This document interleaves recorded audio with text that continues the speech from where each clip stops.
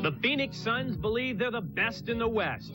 And what a convincing argument they presented this week in Portland, pounding the previously unbeaten Blazers on Portland's home floor. But guess who's got a 5-game win streak and a brand new attitude about their season? The Lakers sank the Admiral ship on Wednesday, and now they're starting to look like the Lakers again. It's a grudge game in Phoenix. EJ of the Lakers versus KJ of the Suns, coming up next on California 9.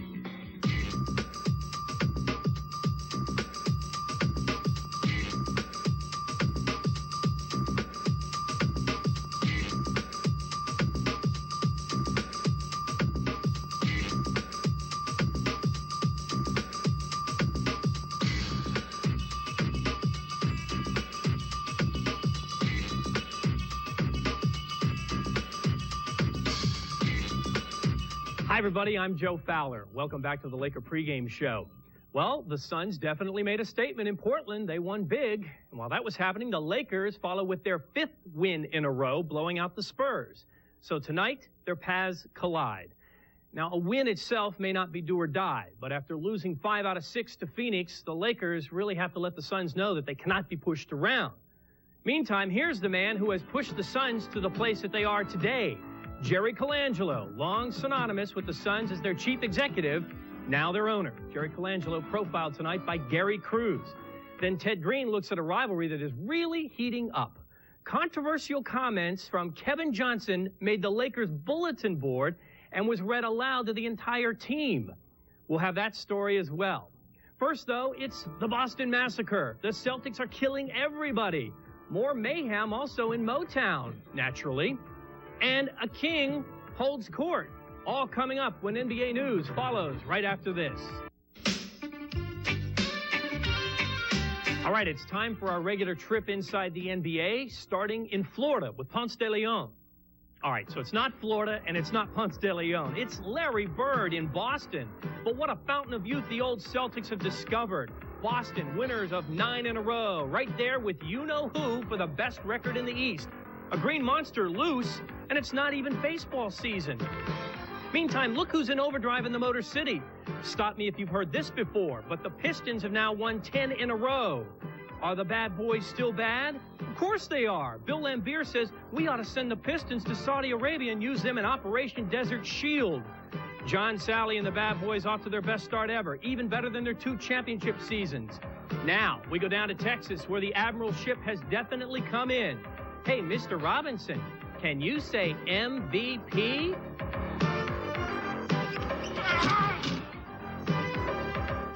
People didn't realize he was unsure of himself the first year in the league. He hadn't played in 2 years, and all the things he said that he thought he was going to be a great player when he came in, I don't think he truly believed. But after playing a year, I think he's learned a lot, and he's a lot more confident in himself. If David may soon be king among centers, who's king among kings? Why, it's Bernard King. An amazing story. King at age 34, leading the NBA in scoring while playing on a knee he had surgically reconstructed back in 1986.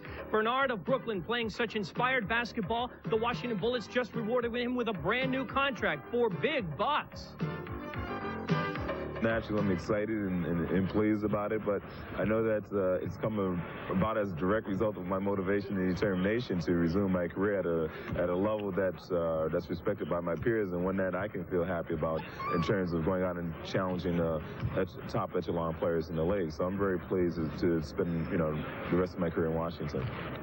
Now for some quicker takes. Seattle's Dale Ellis on the team's suspended list after a fist fight with teammate Xavier McDaniel. Well, now he has nerve problems in his foot, and he might be out indefinitely. Speaking of out, Ralph Sampson is out of Dick Motta's playing rotation, but it's the Sacramento Kings who are out of luck. They still owe Ralph $7 million guaranteed. And even though Motta does not want Sampson on his team, Kings owner Greg Lukenbill is apparently in no real hurry to eat the contract. Meantime, New York fans who thought the Knicks would be good are eating their words. What's wrong? Mark Jackson blames the team's Heckle Jekyll personality.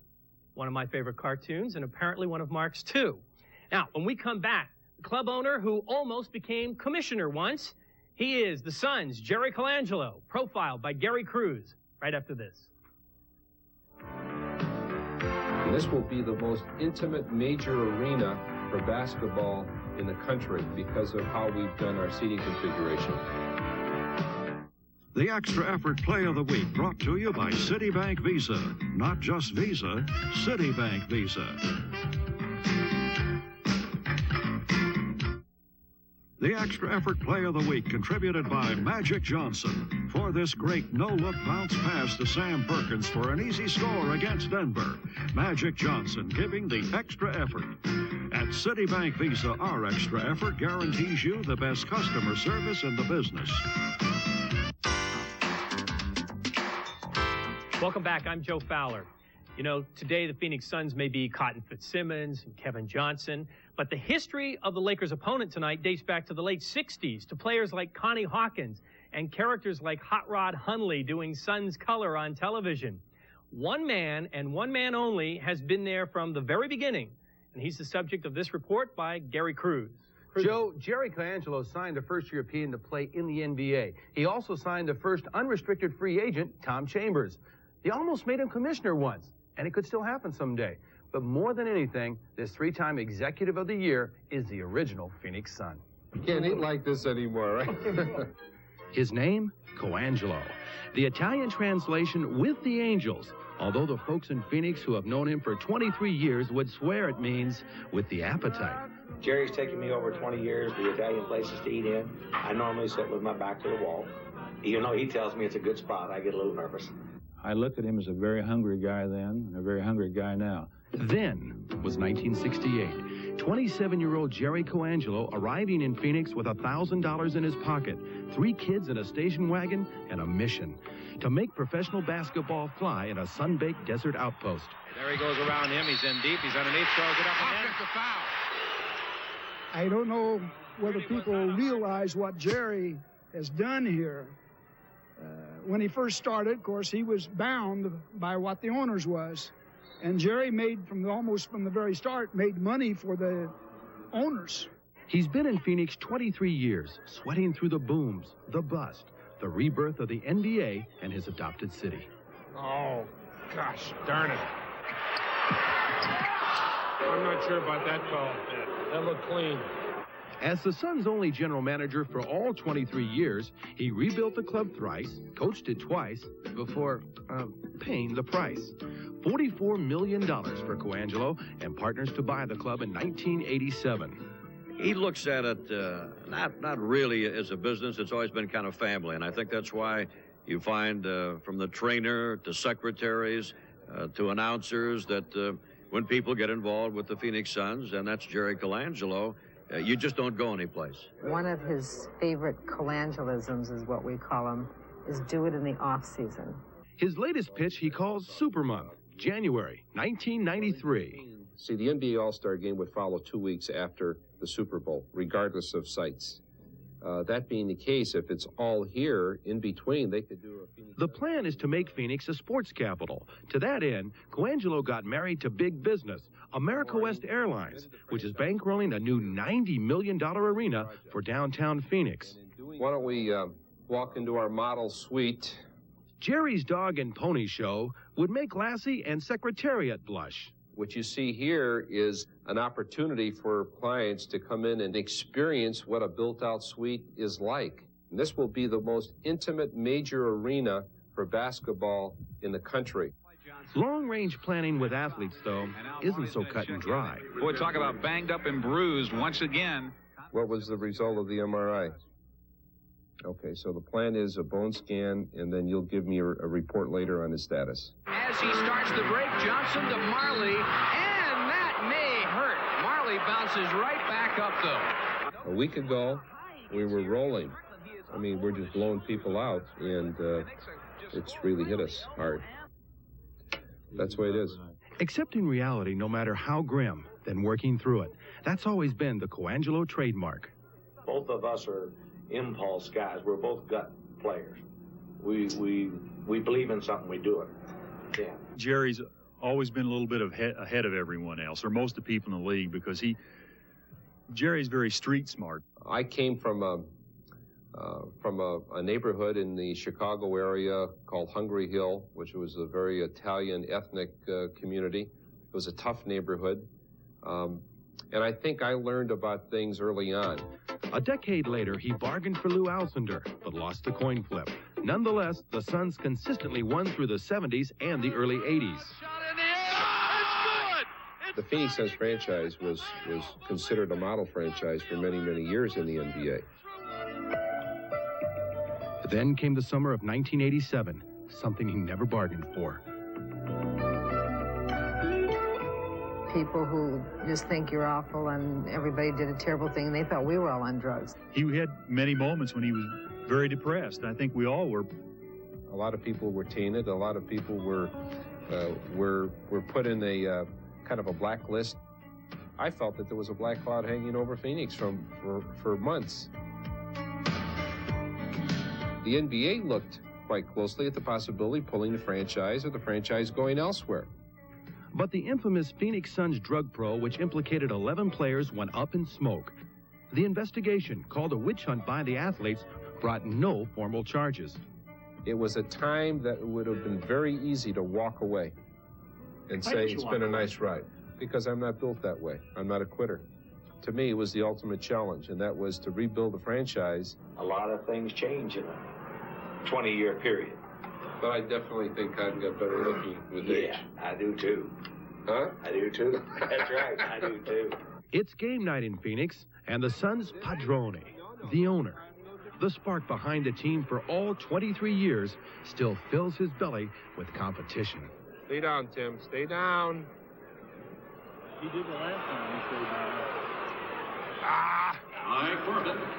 From the ashes, a new Phoenix was born. 109 wins the last 2 years, proof that fact and mythology do collide. That an Italian street kid from Hungry Hill can find peace of mind, his place in the sun. The franchise and the people associated with the franchise owe a great deal to the community. Okay, why don't you just drop me a note? You'd have to say he is Phoenix Suns. He's been responsible for the success of this franchise. Certainly, the Suns are his life. I kind of roam the old neighborhoods and go back to the old hunting places. And I do it for a very good reason, to keep things in my life in perspective. That's reality, that's life. I like to feel that I'm still the same guy that left Hungry Hill in Chicago Heights many, many years ago. All day long. KJ from KJ.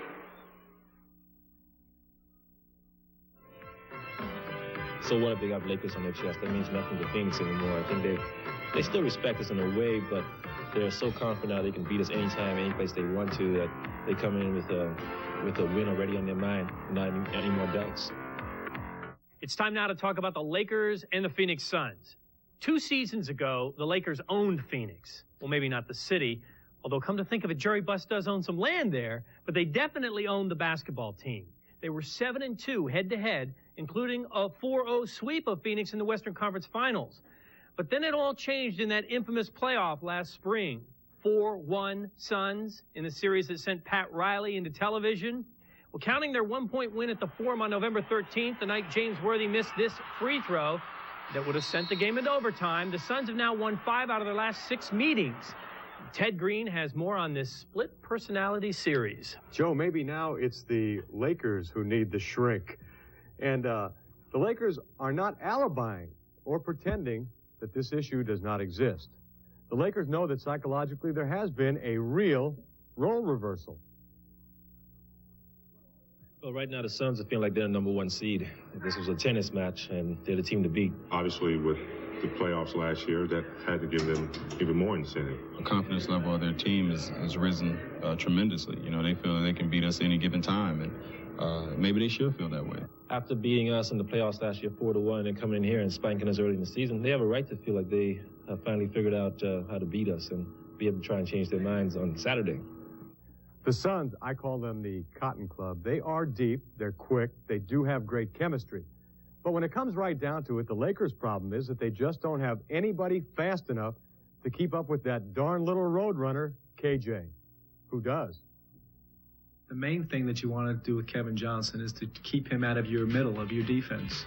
If you allow him to penetrate for easy baskets, he hurts you. If you let him penetrate into the middle and draw a lot of defense to him, they have such fine shooters in Hornacek in Chambers and Eddie Johnson and even Marley at times that they can pick you apart. He is so quick that you have to respect his quickness. And once you respect his quickness, he can shoot the ball also. So you're in a catch-22 with KJ. Kevin into the front court. The Suns could get their first lead since the first 4 minutes of the game. 20-footer gives it to them. You have to do one thing and one thing only. That's get up and pressure him and make him drive, make him beat you every time. Because what that does, it tires him out by the third and fourth quarter. You know, and if he can beat you on a drive every single time and get 50 points, then so be it. But you have to make him beat you. Now, when the Lakers lost that one-point heartbreaker back on November 13th, I talked to KJ the morning after the game. He told me that when that game was on the line and he looked into the Lakers' eyes, the Lakers, KJ said, didn't believe. They didn't want it. Well, the Lakers not only read Kevin's comments, those comments are now up on the bulletin board in their locker room. Even if it was me, even if I saw that and I believed it, I probably wouldn't say it, because it's something that can come back to haunt you. If that's the statement that he saw, you know, maybe it was an illusion, but it's nothing that we feel on this club. Certain players on their team, you know, really shouldn't have much to say since they haven't won a Western Conference championship or they haven't won a championship, period. Oh, I think that was a misdiagnosis because this team wants to win as much as ever, if not more so after what happened to us last season. If they just got big mouths, that's all you can really say about that. They got some players that talk a little too much, and time will tell. We'll see what happens. We will see in just a couple of moments. We'll see, Joe, if the Lakers can not only get mad, if they can get even. Let me get this straight. You write KJ's statements in the National. Lakers read the National. A couple days later, the Lakers begin their 5-game win streak. It's purely coincidental because everybody knows that athletes don't read the newspapers. Oh. Can you dig something up on Portland? Help them out there, Might too? need a little bit later on. Okay. Thanks, Ted. You're welcome. All right, when we come back, we will wrap things up right after this. Okay, before we send you out to the Madhouse on McDowell, we've got a couple of heavyweights coming your way next week. No, not George Foreman or Evander Holyfield. Michael Jordan and Larry Bird, the two superstars we'll be featuring prominently next week when the Lakers travel to Minnesota and Utah. And also coming up in the month of December, two of our more popular shows, Chicago and New York, the Bulls and the Knicks. Not only will we be talking to Michael Jordan, but we'll be talking to famous friends of Michael Jordan. And while in Chicago, our cameras will hit the streets to feature a league called the Midnight Basketball League. It's just that, a midnight league which keeps potential gang members off the streets and on the basketball courts. And also, in December, a special look at the evolving friendship between Magic Johnson and Larry Bird. But right now, Chick and Stu are standing by to bring it to you. It's Johnson and Johnson, which means that somebody's going to get powdered. For Ted Green and Gary Cruz, I'm Joe Fowler. Enjoy the game, and we'll see you again on next Thursday's pregame at 4:30. Good night.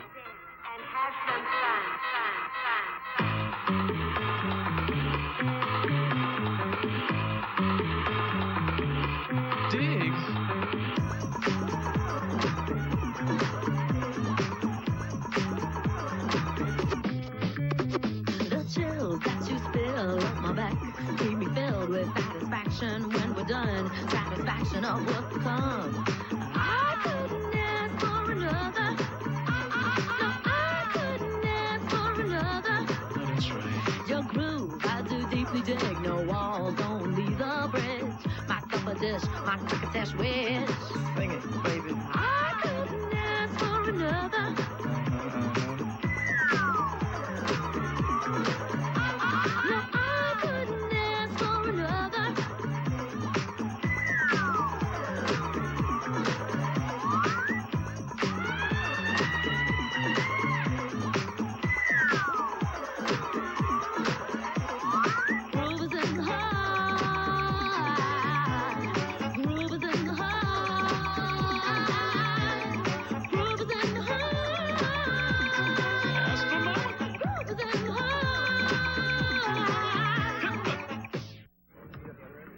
Okay, I told you we were going to have a special guest, and she's been a very special guest of mine for many years, my wife, Marge. And Marge, Coming over here to Phoenix, you had one big important task, and that's to sell the Laker R.C. Cola Wives calendar. That's what we're going to try to do. Raise a lot of money. Yes, and for a good cause. It's all charity. It is all charity. We can't talk about all of the charities involved, but what are a couple of the majors? Well, I think the two major ones are the anti-drug programs and the ongoing scholarships for underprivileged students. Is that college?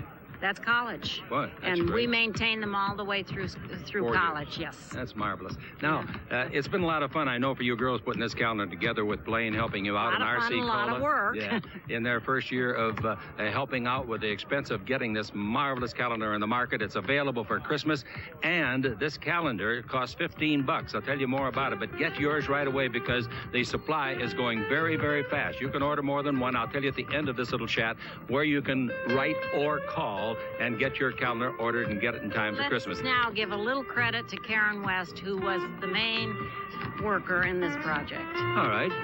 Let's go now to the calendar and see some of the pictures. Some of the pictures made the calendar, some didn't. They're what we call outtakes. This drummer here is Byron Scott. Oh, he has many talents. He's a very good bowler, too. He's just an outstanding athlete and person. Oh, yes. Sam came to the Lakers this year. Great as Sam. Really gives the people a chance to see his personality a little bit, I think. Really comes out there more than any picture I've ever seen. AC is always hungry.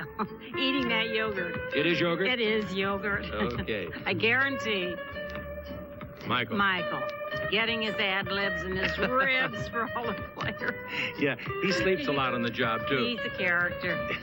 He thinks he's into the Bahamas, I guess. Thought he got hit with a coconut. Magic loves his music. Magic. Look at that picture, girls. It's good enough to frame. Yes, it is. How about this outtake? Oh, he loves to jam. He loves to jam. Isn't that good of him? Getting into it. Getting down. Vlade was playing Monopoly with Burka. You know Burka, the assistant coach on the left. Well, you can say he's cheating. Of course he's cheating. You can tell. Vlade say me no understand. Or want to hear it. On the beach, Gary Vitti, Jimmy Ian, Rudy G, Gary's assistant, and of course the other coach is Randy Fund. And they had a lot of fun too over there. Now that's some quartet. And look at Stu. Oh, Stu, he really got a good picture. He loves to drive cars, but he had to practice. He really can't jump high. It's good he does have something because he doesn't get to talk a lot. Oh, thanks a lot, Marge. We'll be taking your hat back. Now, who's that guy? Look at that fisherman. Look at the fish I caught. That suit. I know where that suit's going. Rick Pollock. Eat your heart out. Look at that big fish. I know. You'll think you're the big fish. Now, write to the Great Western Forum, care of Laker Calendar, Post Office Box 10, Inglewood, California, 90306. $15 a calendar. Or you can call right now, 24 hours a day, you can call this number. 1-800-LAKER-FAN. 1-800-LAKER-FAN. So get your orders in. The girls need the money because the charities that they're going to support need the money and their support. The Laker ladies with another big year behind them, and they thank R.C. Cola for all their help. Wonderful calendar. Get yours. Where'd you get that hat? We'll be back on the Lakers Basketball Network.